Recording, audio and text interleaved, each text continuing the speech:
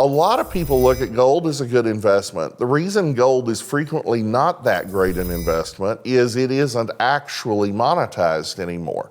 So every time you buy or sell it, you have a capital gains issue. It's not portable. It's not that usable. Nobody can make change for it. I mean, it's really in many ways a pretty poor investment. And yet, in another sense, it's one of the best investments you can have. If you remonetize it, backed by a state government, so it's not subject to capital gains, and it's actually divisible down to less than a penny, whatever transaction you want, it's easily accomplished through the existing financial infrastructure. Gold suddenly becomes phenomenally useful and very, very attractive to a great many people. Well, I would suggest in terms of investment, maybe it's an investment, I think of it as money. And you read the Bible and the history of gold, gold has been money throughout human existence. It is a form of money. And frankly, that's where I would, do you want to hold gold or do you want to hold paper?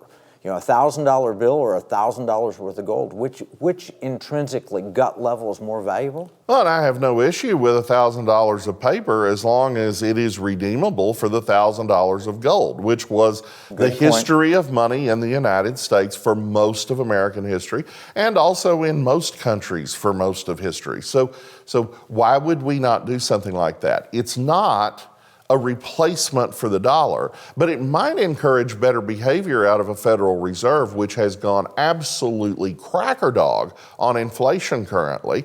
The increases in interest rates we're looking at are a sick joke. That's not going to get us where we need to be, and nobody serious thinks so. And moreover, federal spending is insanely out of control. If you had a safe haven in an inflationary time, it would help everybody, but I'll tell you who it would really help, and this is why it's a perfect project for Texas.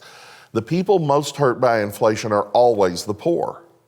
Because if you're a little bit better off, it's easy to stay ahead of inflation most of the time.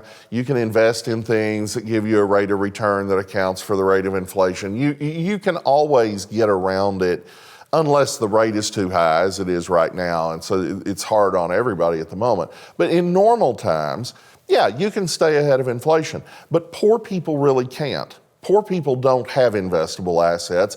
They live paycheck to paycheck. Their money needs to be sound and it needs to be consistent. The Bible teaches that you're supposed to have honest weights and measures. Let me tell you how dishonest the dollar has been, and not just the dollar, every currency in the world. Since 1982, your dollar has lost 2/3 of its value.